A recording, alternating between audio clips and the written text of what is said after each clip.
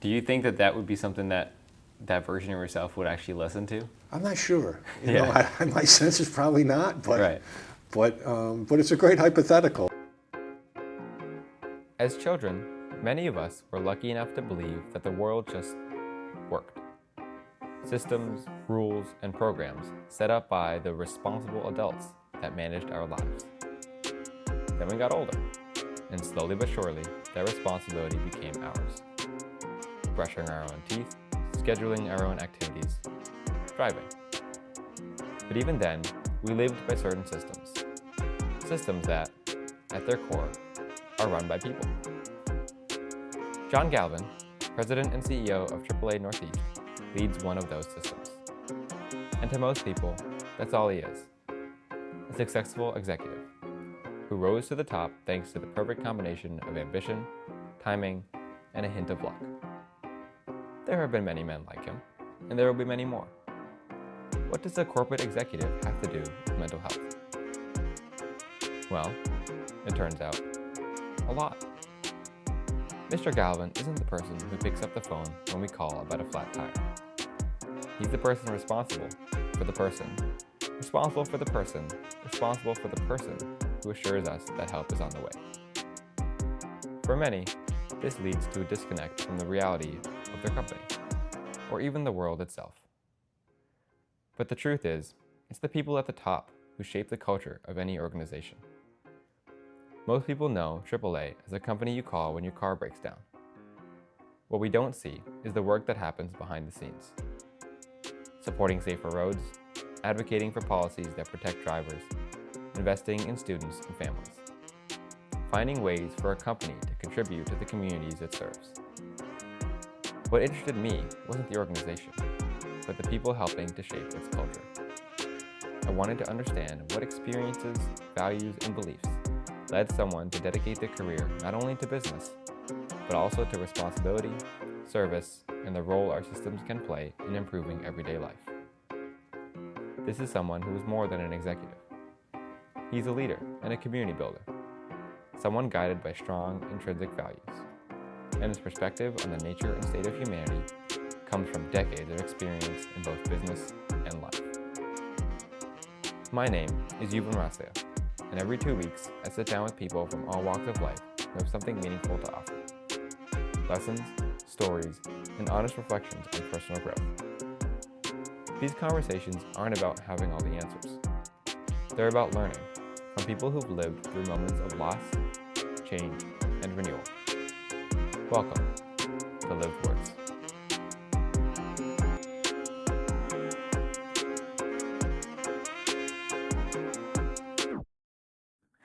I want to start with a hypothetical. If you had the opportunity to go back in time and talk to yourself at 20 years old, what would be the first thing you would say? That's a great question. I think when I was 20, I was a fairly serious and mature person. I started working, when I was 12. Even my last year in high school, I was working pretty much a full-time job. I worked throughout college. Okay. I think at 20, the lesson I hadn't yet learned was you have to have an understanding of what you don't know. I think I had the impression, right, that I probably knew more than I really did. Yeah. And I felt really strongly in my conviction that I was right about things that I really didn't completely understand. Right. And it's a lesson you learn with time and with life, that the longer you live and the more you experience things, you realize, wow, my thinking on that was really off. My thinking that was wrong. Yeah. I think if I could go back in time, the conversation I have with myself is, be a lot more open-minded, spend more time listening and less time talking. Mm-hmm. Believe in your values, right? But in terms of what's really happening, if you don't really know, recognize you don't know and go learn it. Yeah. Yeah.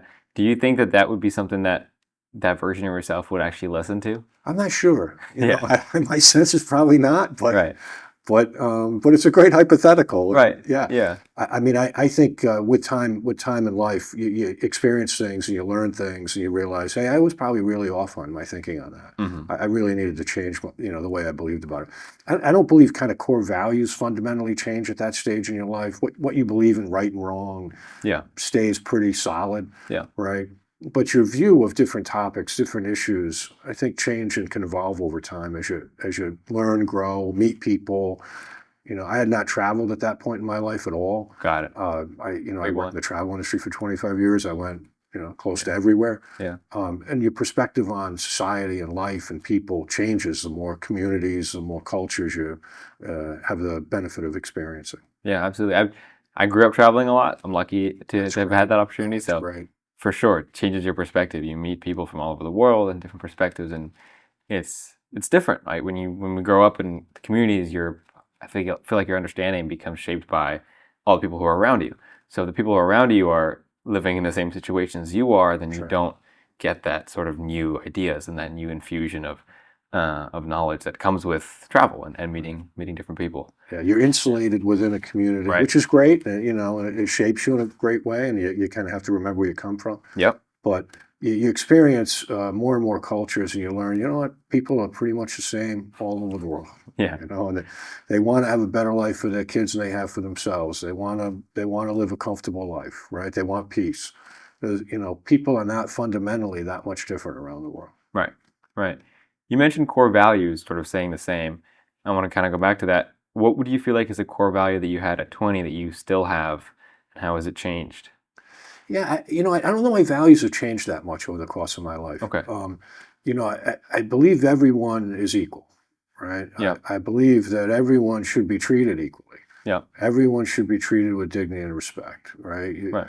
That, you're a human being. It doesn't matter anything. It doesn't matter the color of your skin. It doesn't matter your religion. It doesn't matter your sexual orientation. None of that ultimately should define how we treat each other. Right. Yeah. And so I felt strongly about that. My parents probably gave that to me, and it was a great gift. And at the end of the day, that really hasn't moved throughout my life. Yeah. And my sense is it won't. From my perspective, I'm a pretty firm believer. I try to apply it here, and from a business standpoint, there are certain things that you should, all humans should get. I mean, food, housing, healthcare. I mean, I'm a firm believer those things are should be rights of human beings. We have enough wealth Right. in society to be able to do that. And I think those are goals we should try to strive for. Right. Right. It's an interesting concept because I think often the way that this question can be answered is people think about, here's something that I've learned and I want to teach it to myself at 20. But the way that I like to think about it is a 20-year-old version of you able to receive that, right? Like, I don't think that if I'm 18, if I talk to the 16-year-old version of myself, I was like, yeah, let me tell you all these things. I don't think that version of me would listen because they have their own perception of the world and they sort of have to go on their own journey to learn that. Right. And do to become me in some sense. But it's always an interesting idea of like, we want to give that knowledge early, but it can be hard to receive, right, at a certain age. And it's like there was things that were told to me or advice that was given to me at a younger age that I brushed off, and then I got older and I was like, that makes a lot of sense. It's really good advice. Right? It was really good advice, and I figured out like, oh wow, that actually makes sense, and now I can think about it. But in the moment, I was not, able to receive it or willing to receive it. So it's just always sort of an interesting idea, I think, when we have that hypothetical of like, if we could go back in time and talk to somebody, or even if you could tell a 20-year-old now, whether that person's able to receive the advice in the moment, they may not be able to, but hopefully throughout time, we'll come to understand what was meant, I think. Yeah. Yeah. So I want to talk about this idea of sort of measurement. As human beings, I feel like we come up with a lot of ways to measure things. Data, statistics, all of these numbers to measure each other, ourselves, society as a whole. What is something that you learned about human beings that you could not have learned from a number? Yeah, I think pretty much everything. I'm not a believer. I kind of think all people are equal. So I'm not a believer because you make more money, you live in a nicer house, Right. You're better than anybody else. I firmly don't believe that, right? I think a lot of circumstances in life, hard work, opportunity, luck, play a big role in career paths and things of that nature. Birth can provide wealth, right? Yeah. Birth can provide poverty. But we're all equal, right? People are better than others because of achievements or goals. I think the way I've always kind of thought about that aspect of life is to say, become the best version of yourself. Mhm. right? Do the best you can at whatever you choose to do. I think there's dignity in all work. I don't think, Right. I've got a pretty good title now, right? And Yeah. if you look at titles, Yeah. but I used to, make beds for I worked at Bryant in the summer making beds for the Patriots and cleaning toilets twice a day. And, I was a maid at a hotel for a while, and I was a caddy for many years. I had a lot of jobs that weren't considered great. I don't perceive people that do those jobs. I had all those jobs in the course of my life and many more. Right. I don't perceive one any better than the other. That I do better is in my current role than I did in those times. I'm still the same person, Yeah. right? So I have a pretty strong kind of belief around those things. It's good to have goals. It's good to you have objectives and things you want to achieve in your life, things you want to do in your life. Yeah. I think, but they should encompass both making a living and making a life. Yeah. Making a living is you got to have a roof over your head, you got to have food on the table, you got to be able to provide for your family. Making a life is a lot more important, Yeah. right? And your ability, how are you to your friends and your family? How are you in your community? Do you make a positive difference in the lives of others, or do you make a negative difference in the lives of others? Right. Right. I Right. think those are the things that I think about. Hey, am I actually making a positive difference in people's lives, or am I kind of a negative force? How do you know? To some extent, it depends on the issue, right? So, Right. Of course. I spend a lot of time in charity boards, so that charities are involved in housing insecurity, or involved in education, or involved in providing meals or things Yeah. of that nature. Yeah. You can honestly say, okay, this is a person that wasn't housed and now they're housed. I think Right. that makes a positive difference. So there's Right. a lot of data that supports that. Right. You take food insecurity away from a child and you provide food security, their ability to learn, their ability to concentrate, their ability to focus, and the impact that has in the remainder of their life is actually quite profound. Yeah. And there's a lot of data that supports it. Yeah. So how do you know? I would look at data, right, to Right. say, hey, I think that's important. I'm an accountant by trade. I like looking at data, like, Yeah. in terms of the way that, the business runs. I say to everyone, that works here, I'm not really, opinions are great. It's great. People have opinions, and that's terrific. I want decisions made on data. Yeah. I don't want decisions. If we're desperate and we don't have any data whatsoever and we got to guess, then we can guess and we can use our opinions. But I much prefer our opinions are grounded in significant data that supports whatever decision we make. Yeah. Do you ever feel like there is a situation where you would make a decision without data Sure. when it comes to human beings? You have to exercise judgment. There are Yeah. times that you're experiencing something that you can't look up, hey, what does the data indicate I should do? Right. You've got to exercise appropriate judgment to try to, navigate through difficult situations, our Yeah. personal life or a business situation. Yeah. Life experience helps in that, right? If you've experienced similar situations or found yourself in similar situations, it's beneficial. If you have a lot of expertise in the industry, if it's a business issue, a lot of Mhm. expertise in the type of issue you're dealing with, that helps. Mm-hmm. But yeah, there are times when you have to rely on your judgment. You have to rely on your opinion. Yeah. I just try to minimize that. Right. Of course. Of course. So I'm a basketball fan, and something we talk about basketball is sort of the eye test, right? Right. Where it's like sort of the judgment, your own sort of opinion that isn't based on what the numbers might say or the statistics might say, on what can you see and perceive sort of in reality as a human being, and making decisions or thoughts or ideas based on that. When it comes to, in that sense, evaluating a player, but in any other sense as well, in terms of just making decisions in life, I think it's important to have both, right? To use the data, if it's there, as much data as possible, but also have that element of, okay, what do I actually think about this data, and not following it sort of blindly, and I'm just going to trust the numbers. Yeah, and I think, at least for the way I think about it, in particular in business and in life, and I kid around with the staff a lot about this. The one thing I'm good at in life is failing, right? I've been very good at it. I stayed back in first grade. My biggest accomplishment in life was getting into second grade. It took me 2 years to do it. There you go. And I got rejected at every college I applied to but one. And the one I applied to that I got into was an afterthought. I barely hit the deadline to get my application in. So, I mean, the practical reality of it is I failed a lot in a lot of things in the course of life. Don't worry about it. Don't let it stress you out. Don't get worked up about it, right? Yeah. You learn from it and you move on. And it's a great, the expression we use, and we do a lot of digital marketing, a lot of, AI-based digital marketing, and we rely on the data, right, in terms of the decisioning we make around marketing, and it really has helped our growth. We've grown quite rapidly as a result of it. Yeah. And the expression we use is we either learn or we earn, right? So we make a decision and it works, we earn. If we make a decision and it fails miserably, we learn. Right.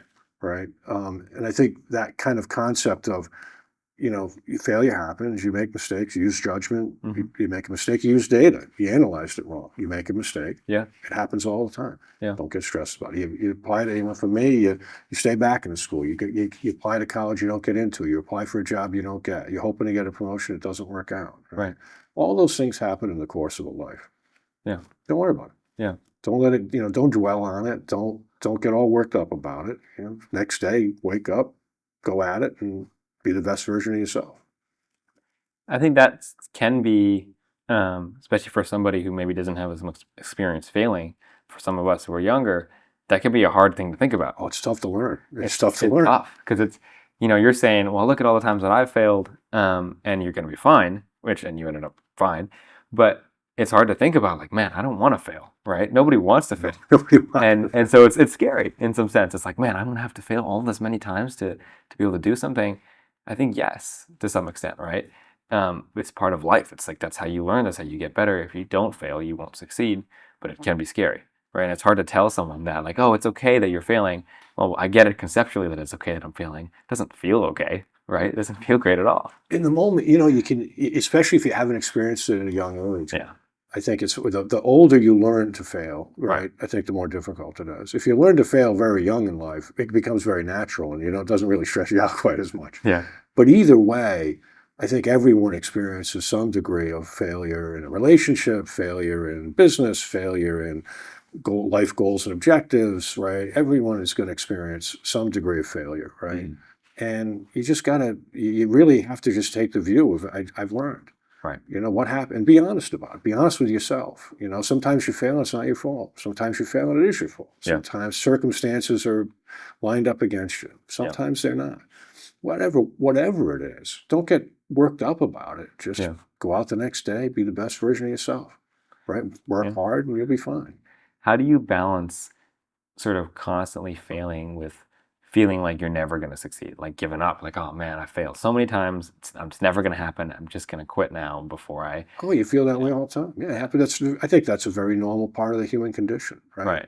There are days you get a bit doom and gloom, and you start thinking, the sky is falling, and it's...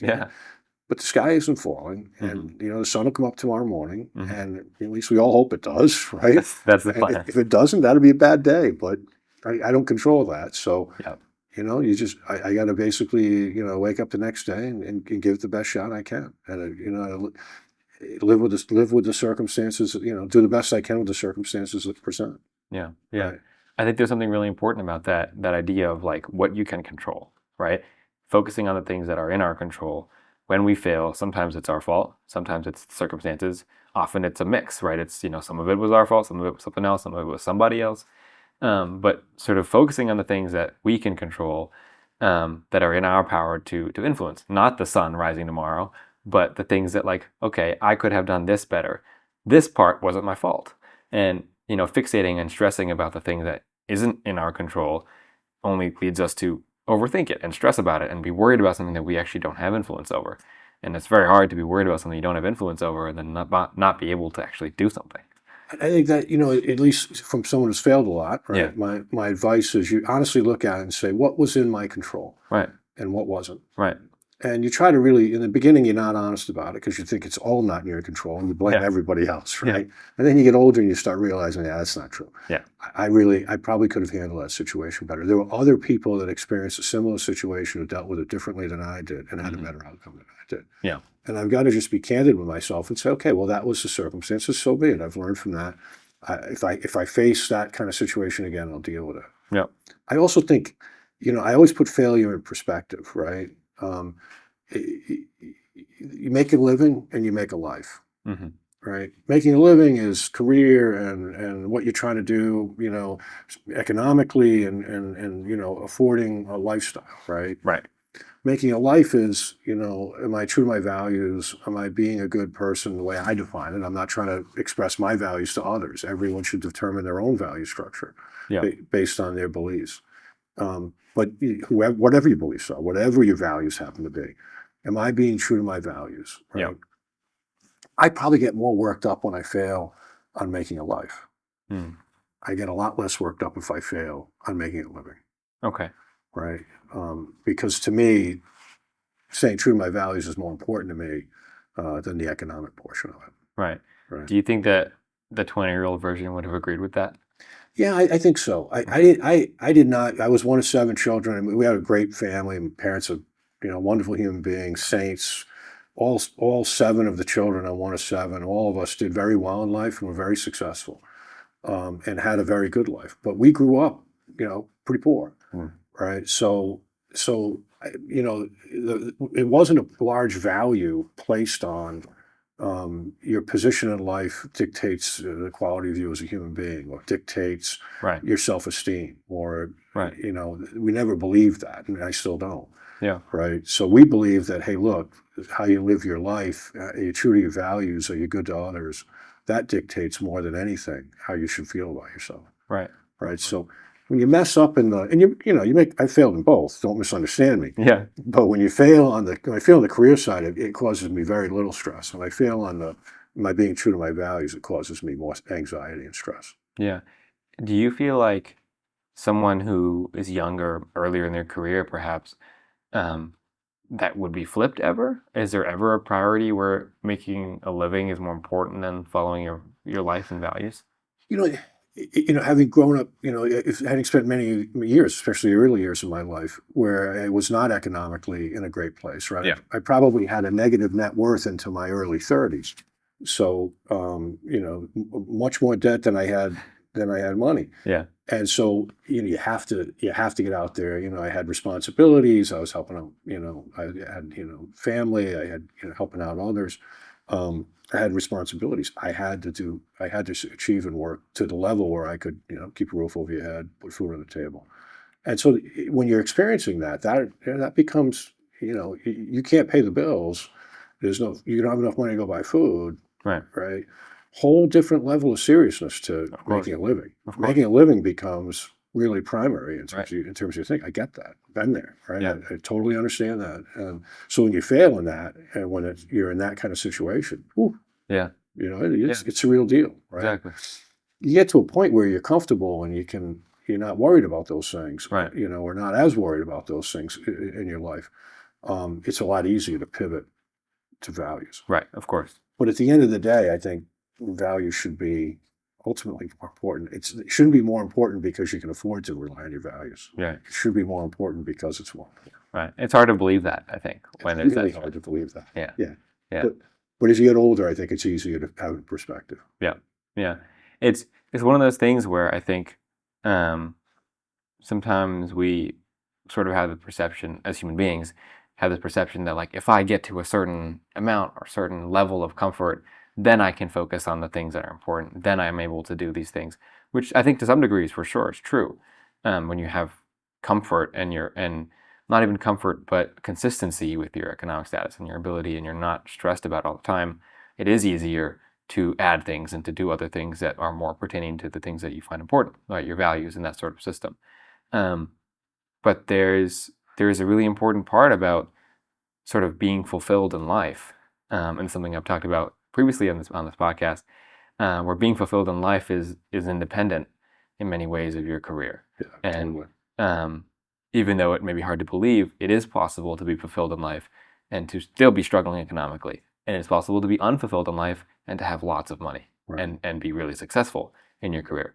Those two things are not tied together. They're related because they both relate to you as a human being and where you are. Like, if you're constantly stressed, it's going to be hard to be fulfilled in life, but they're not the same thing. Yeah.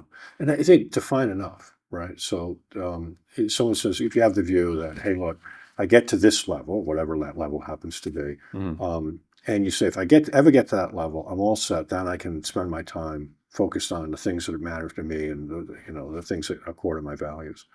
There's almost a trap in that because it requires a definition of enough. Right. When you achieve whatever you defined enough to be, um, you may see others around you, you see peers, you may see friends or family, you may see people in society that have defined enough much higher. And you may think, well, maybe I didn't define enough. I'm going to chase it. I'll put that off. I'll put values off and I'll focus on getting a little more. I'm going to focus on getting more. And, you live long enough, you see people who go through that process. Um, Not a good idea. Right. Right. Not a good idea. I think kind of staying true to kind of core values throughout your life is really a path to a lot happier life, more fulfilling life, more enjoyable life. Yeah. Right. Chasing money and chasing success and fame. At least my life experience would tell me I've known people that have done it. Some have achieved it and had a great success with it. Yeah. I'm not sure they're any happier. And I'm not sure that achievement of it turned out to be the way they thought it was going to work. Right. Right. Right. I want to tell you a story. When my grandmother came to this country from India with her kids, including my mom, and my mom's two younger brothers and older sister. My grandmother and my grandfather lived in New England here, and grew up very poor. And my mom grew up very poor here, and a story that she would often tell me was when they had little money, little to eat, something my grandmother would do is that she would give even the little bit that they had, she would give it to others.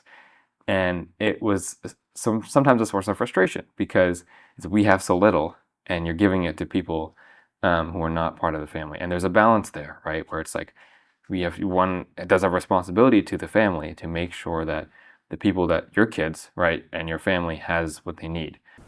How do we balance that idea where it's like you have so little and you're still giving it for someone else who needs that? I think the way I would say it is your grandmother was a wonderful human being and had very little and gave. So she was a wildly generous human being. Absolutely. Right? For whatever reason she did it, right? Whatever her belief structure was, I support and believe, God bless her, that's great. But she did it. Right. Right. What a wonderful human being who actually cared about other human beings to the point where she would sacrifice herself and her own family for the benefit of others. It demonstrates such a strength, and living your values is more important than anything. Mm-hmm. Right. So that example is very similar to what I've been kind of saying. Right. Yeah. And she lived it, and she demonstrated it in how she lived, and showed all of us. Right. Thank you for sharing it. Showed all of us how we should live our lives in terms of helping others, right, and being true to what our beliefs are, what our values are. Absolutely. And I'm sure she had a very enjoyable life. Yeah. And I think she still loves her life. And loves life, right? Yeah. And it kind of reinforces the conversation you and I have been having, right? Which is those core values are a lot more important than focusing and chasing money. Right. Right. I want to talk about young people today. What do you see in this generation and then sort of the younger generation that gives you hope for the future? Yeah, I have a lot of hope. I mean, I see a lot of good.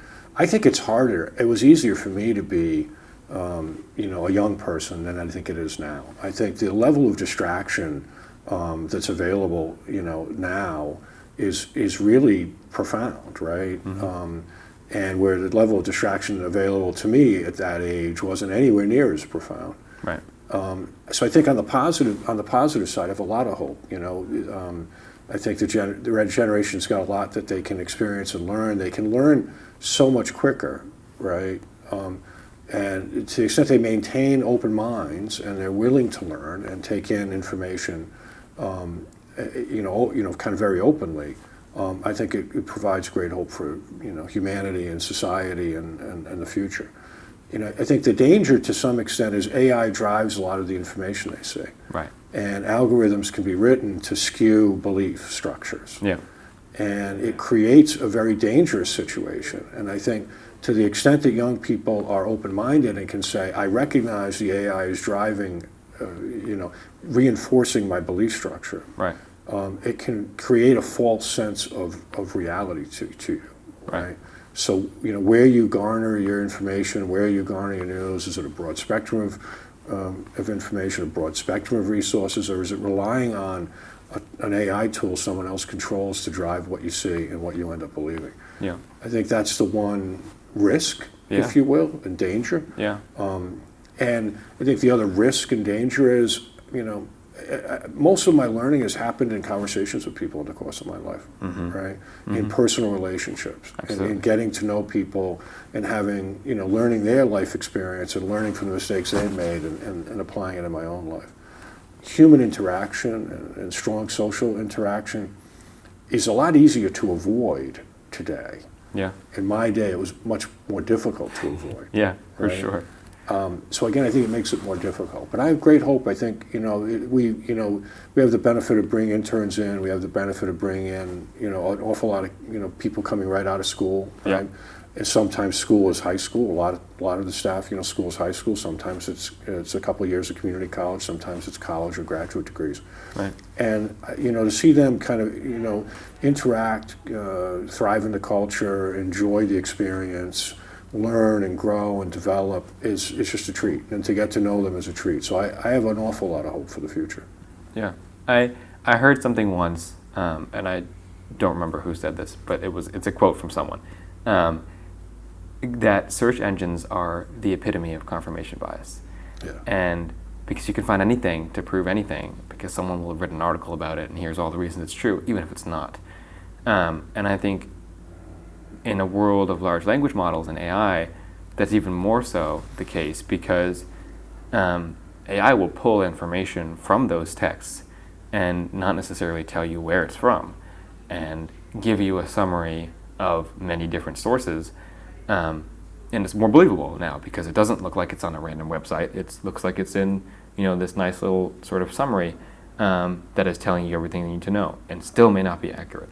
So I think there's a real danger in that, in sort of the misinformation aspect of it, where there was, at least with search engines, we could verify, but with AI, it's easier not to verify, because then you have to go figure out, okay, where did this come from? You got to ask the bot, where was this from? How did you get this information? Versus just reading it, it tells you, it doesn't cite it, and you just take the information and go. I mean, we've been leveraging AI a fair amount for marketing for a number of years, and we're rolling out AI in a lot of different aspects of the organization. I'm not someone who believes that AI should replace people. I think AI should enable people to do their job better. AI hallucinations are real, and it frequently comes up with stories that are just absolutely not accurate. Yeah. Right? And that's a challenge. Yeah. So we try to do an awful lot from a business standpoint. One, to train the team that's leveraging it, and it will eventually be in everyone's hands in the organization, but train the team leveraging it to recognize you got to be able to discern a hallucination from reality, because we don't want to make decisions based on hallucinations. Absolutely. And you can't, the bias, it has a bias, right, depending on how the algorithm was written. But I would say from a societal standpoint, this is not the first time in human history where any society, right, back many years, information was somewhat controlled. Yeah. And the news they saw was somewhat controlled and had a bias as it was presented to them. There's been many examples throughout human history where governments around the world have done that, right? Humanity seems to find a way, through those periods of time, and come out of them still, I think, stronger and better and moving in a good direction. So I think this is a real challenge, but I think it is a challenge that's not unique to our time. Absolutely. And I think it's a challenge that we can overcome, but it requires a cognizant recognition of the challenge. Yeah. Right. Yeah. And it requires specific steps to kind of overcome it. Yeah, for sure. Absolutely agree. So I end every interview with the same question. What are some words you choose to live by, and why? Yeah, I mean, for me, I'm very simple-minded, as you can tell. Sure. I stayed back and didn't do well getting into college. I'm not the brightest person in any room I'm in. And Don't sell yourself short. Really true. I have a very simple view. You got to treat everyone with dignity and respect, right? Everyone, right? You don't ever treat people without dignity and respect. And every person deserves that and is born with the right to be treated with dignity and respect. And I feel very strongly about that. And I think, making a life is more important than making a living, right? Yeah. If you accumulate great wealth, you can't take it with you. Yeah. right? So at the end of the day, we're all on this earth together, Yeah. right? And how we treat each other and how we interact with each other and how we help each other is an important way you should define how you think about your life. Sounds good. Great pleasure. Thank you. Thank you very much.